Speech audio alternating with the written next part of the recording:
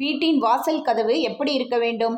அதுபோல எப்படி நம் கோவில்களில் வாசல் படியை மிதிக்காமல் தாண்டி உள்ளே செல்கின்றோமோ, அதே போலத்தான் வீடு எனும் கோவிலில் வாசல் படிகளை மிதித்துவிட்டு உள்ளே செல்லக்கூடாது. படிகளுக்கு மஞ்சள் குங்குமமிட்டு வழிபடுவதும் இந்த தேவதைகளுக்குத்தான். அத்தகைய தெய்வீக சக்தி வாய்ந்த இந்த நிலைவாசல் படியை மிதித்து கொண்டு உள்ளே செல்லக்கூடாது. அதுபோல் ஒருபோதும் நிலவாசல் படியில் அமரக்கூடாது. ஒரு சிலர் பொழுது போகாமல் வீட்டின் தலைவாசல் பகுதியில் அமர்ந்து கதை பேசி கொண்டிருப்பார்கள். இவை மிகவும் மோசமான பிரச்சனைகளை உங்களுக்கு தரும்.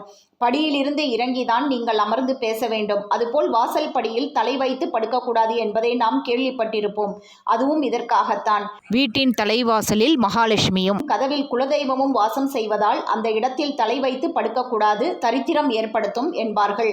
அதுபோல் தலைவாசலில் கால் வைத்து நிற்கக்கூடாது. அங்கு நின்று தும்முவதும் தலைவாருவது போன்றவற்றை செய்வதால் வீட்டில் தரித்திரம்தான் உண்டாகும். மீதியை நாளைக்கு பார்க்கலாம்.